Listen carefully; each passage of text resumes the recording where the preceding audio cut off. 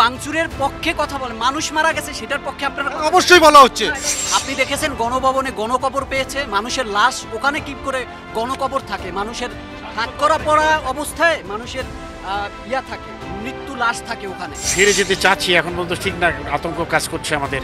Border বেল্টে কি হচ্ছে আমরা বুঝে উঠতে পারছি না। বাংলাদেশের নাগরিক যারা কলকাতাতে বিভিন্ন প্রয়োজনে এসেছিল, চিকিৎসা থেকে শুরু করে ব্যবসায়িক প্রয়োজনে, তারা অনেকেই কিন্তু ফিরে যেতে পারছেন না বা তারা উদ্বেগ উৎকণ্ঠার মধ্যে রয়েছেন। আমার ক্যামেরা পার্সন চাঁদ মিয়া এই মুহূর্তে যে বাসটির ছবি দেখাচ্ছে, এই বাসটি এই যে মার্কুই স্ট্রিট যেখানে আমরা দাঁড়িয়ে রয়েছি, এখান থেকে আর কিছু সময়ের মধ্যেই পেট্রাপোলের উদ্দেশ্যে রওনা হবে এবং গোটা বাসে যে যাত্রীরা রয়েছেন তারা সকলেই কিন্তু বাংলাদেশি নাগরিক। আমরা একটু বাসের ভেতরে গিয়ে পরিস্থিতিটা দেখানোর চেষ্টা করি, কারণ বাস পরিষেবা কিন্তু এখনও পর্যন্ত স্বাভাবিক নয়, বিমান পরিষেবাও সম্পূর্ণরূপে স্বাভাবিক নয়। তার মধ্যেই আমরা এই মার্কুই স্ট্রিটের যে বাস দেখতে পাচ্ছি, সেই বাসে যে যাত্রীরা রয়েছেন তারা সকলেই কিন্তু বাংলাদেশি নাগরিক। তাদের সঙ্গে একটু কথা বলি। আপনারা আজকে যাচ্ছেন, কবে এসছেন? আমরা আছি আজকে 10 দিন হয়ে গেছে, আজকে চলে যেতেছি।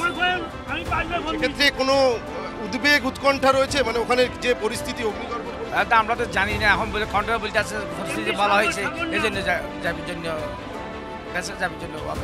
স্বাভাবিক হয়ে গেছে। সেনাবাহিনীর প্রধান বলছে যানবাহন চলবে, সেই জন্য আমরা যাচ্ছি। টিকিট দিতে কাউন্টারে দেখি, বর্ডারে গেলে বলতে পারবো কি অবস্থা, কি পরিস্থিতি। আপনাদের পরিবারের যারা সদস্যরা তারা তো সেক্ষেত্রে কতটা মানে উদ্বেগের মধ্যে আছে? উদ্বেগ বলতে কি, গতকালকে তো ভীষণ উদ্বেগের ভিতরে ছিলাম, কিন্তু আজকে নাগাদ উদ্বেগটা নাই, ওই উদ্বেগটা নাই আর কি। গতকালকে বেশি ছিল, আজকে নাই। যেভাবে গতকাল থেকে দেখা যাচ্ছে যে বিভিন্ন জায়গাতে অগ্নিসংযোগ, লুটপাট চালানোর মতন ঘটনা ঘটছে, আপনাদেরও তো নিশ্চয়ই পরিবারের সদস্যরা ওপারে আছে। আমাদের পরিবারের বলতে আমার পরিবারের সবাই ওখানেই আছেন, কিন্তু আমাদের ওই এরিয়াটাতে গতকালকে বেশি ঝামেলা ছিল, কিন্তু আজকে ঝামেলাটা নাই। আজকে এই যে বাস ছাড়ছে, কটার সময় ছাড়বে? বাসটা 11:20-এ অলরেডি টাইম চলে গেছে, 2-3 মিনিট লেটে চলছে গাড়ি। কত যাত্রী নিয়ে রওনা হচ্ছে?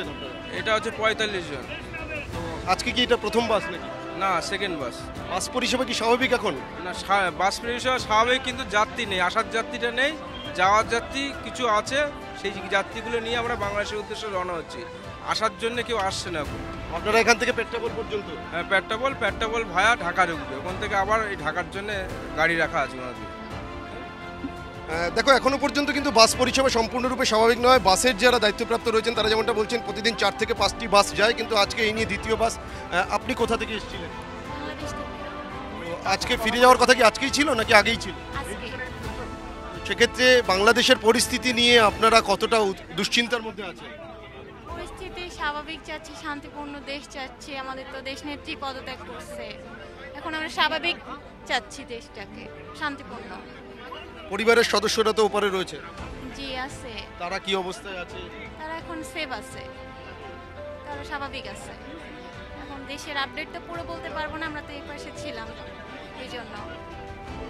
এখন এই 45 জন যাত্রী নিয়ে বাংলাদেশের উদ্দেশ্যে মার্কুই স্ট্রিট থেকে রওনা দিচ্ছে এই বাসটি, এবং এই মার্কুই স্ট্রিট থেকে সরাসরি চলে যাবে পেট্রাপোলে। তারপর যে বর্ডারের যে নিয়ম রয়েছে সেই সমস্ত নিয়মগুলো তারা পূরণ করবেন এবং তারপরেই সীমান্ত পার হয়ে বাংলাদেশে এবং সেখান থেকে বাসে করে তারা নিজেদের গন্তব্যে পৌঁছবেন। এখানে যারা যাত্রীরা রয়েছেন তাদের সঙ্গে একটু কথা বলি। আপনি কোথা থেকে এসেছেন?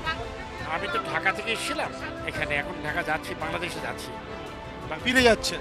যে ফিরে যাচ্ছেন আবার? ফিরে যেতে চাচ্ছি, এখন পর্যন্ত ঠিক না, আতঙ্ক কাজ করছে আমাদের। বর্ডার বেল্টে কি হচ্ছে আমরা বুঝে উঠতে পারছি না। আমাদের দেশ তো ম্যাসাকার হয়ে গেছে, তারপর আমাদের যাওয়া খুব জরুরি। এদিকের কাজ অসমাপ্ত রেখে আমরা যাচ্ছি আর কি। এদিকে খুব অসুবিধার মধ্যে ছিলাম, এখন ওই দিকে যাচ্ছি। আপনার কি ফিরে যাওয়া আজকেই দিন ছিল? হ্যাঁ, আজকেই। আগামীকাল লাস্ট ডেট, সকাল পর্যন্ত আমার। আজকে ছাড়া আমার উপায়ও ছিল না।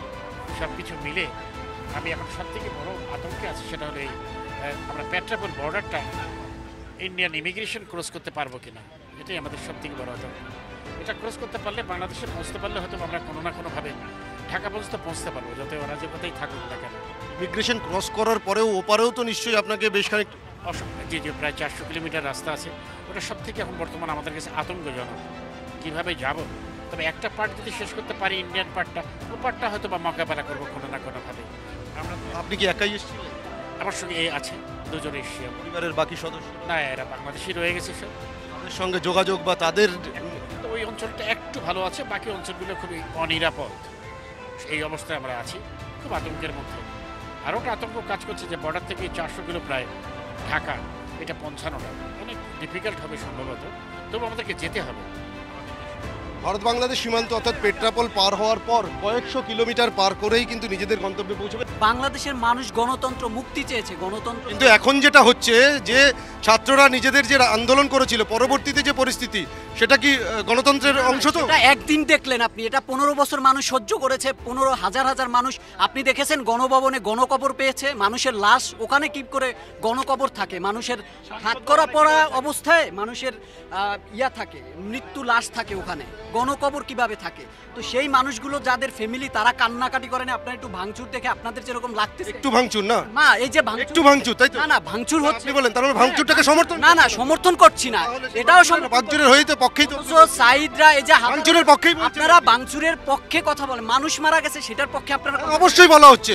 প্রতিদিন বাংলাদেশে কত মানুষ নিহত হচ্ছে, আহত হচ্ছে, এই আন্দোলনে যারা অংশ নিয়েছেন তাদের কথা বলা হচ্ছে না। মানুষের আপনি নির্দিষ্ট একটি বাংলাদেশি নাগরিক যারা এসেছিলেন বিভিন্ন প্রয়োজনে, তারা এখান থেকে আবার ফিরে যাচ্ছেন বাংলাদেশের উদ্দেশ্যে। তবে একটা দুশ্চিন্তা, উৎকণ্ঠা, উদ্বেগ রয়েছেই, সব কিছুকে সঙ্গে নিয়েই তারা পেট্রাপোল সীমান্তের উদ্দেশ্যে রওনা হচ্ছে। ক্যামেরায় চাঁদ মিয়ার সঙ্গে সুপ্রিয় গুহ, TV9 বাংলা।